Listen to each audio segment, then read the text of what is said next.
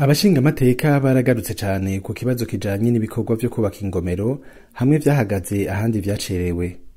Umushingamateka Bernard Ndayisenga ntatahura ingene urugomero rw'umuyagankuba rushobora kumara imyaka 6 irenga rutaraheza kubakwa. Kabuseze ni urugomero rwatanguye kuva mu 2016 rwategeza guhera mu 2018. Nari mu mugwi w'amahoro legislateur iheze twaraja kugira ingendo shure kuri izo ngomero. Baratubwiye igituma rutarahera, baraprolonja gushika mu 2019 ndetse barongera baprolonja gushika mu 2020. Ariko uyu munsi mu nyishu yatanze barongeye baraprolonja ruzohera mu guheze mu kwa gatandatu kwihangiro bari bihaye mu kwa gatandatu 2022 umwaka, ariko ubu ubasokongera ruzohera mu kwishwe na 2022. Jewe rero kungorana yagiye aravuga zagiye zirashika za covid kubura ibikoresho, nibaza yuko bahava barondera ingorana handi kuko ico gihe nta covid ari ihari kandi byaguma vyongerwa, ubwo nta kindi kibazo kihari. Hama Mpanda nago ngira murazi ingorane zagiye zirabako uru ntashobora ruvugako, ariko nago nyene mugira ico muravye kumbure ibisivyo bibazo bihari. Kubwo umushikiranganje wa mbere, ibibazo bijanye n'uburyo hamwe n'ubushobozi buke bw'amashirahamwe aba yatsindiye amasoko yo kubaka izo ngomero nivyo vyatumye ivyo bikorwa bicegwa. Urugomero rwo ku Mpanda rwatanguye gukorwa, umuyagankuba wo ku Mpanda rwatanguye gukorwa, leta yategekanije uburyo yibaza ko buzokora urwo rugomero bukaruheza. Nukuvuga ishirahamwe rya mbere ryaje rizanye ubuhinga n'amaboko, amahera yara ya leta iratanga amafaranga mugabe havirahererwa kubera twaciye tuja mu bihe bitoroshe, na cane ibihe vyajemwe n'imidurumbanyo, hanyuma n'ubutunzi ntibwifata neza.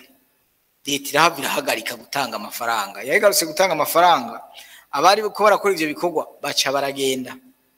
Mugabo tugiye kugaruka dusanga ahubwo n'ivyo bakoze babikoze nabi, aho vyagaragaye ko wasanga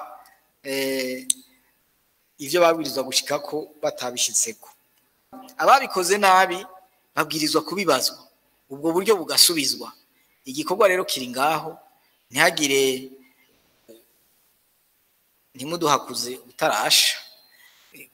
Turiko turakora kandi tuzoheza mubone ikizovamwo. Ari gihe usanga amatohoza n'ibindi bifata umwanya, mugabo leta nishobora kubireka uko.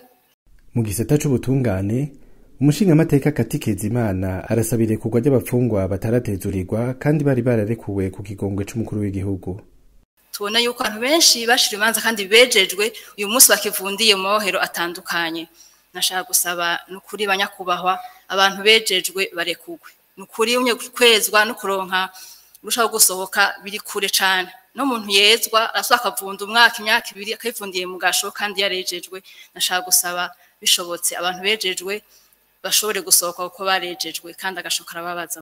Alangiye mu Bunyoni yamenyesheje ko umugwi ujejwe ico kibazo uri kurakora kugira abegwa n'ingingo bose batezurirwe, ariko ngo ni kibazo gisaba umwanya ukwiye.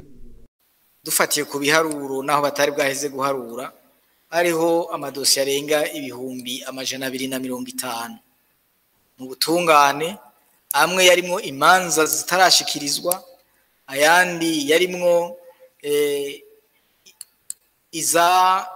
izabaye ntabanduka mugabo batararonka akaryo kugira ngo abantu bashikirwe amadosiye yabashikirwe, uko amadosiye 250 aho bipanze ugiye gupangura imwe kugira ngo uzushikire kuri iyo ya nyuma ni kibazo.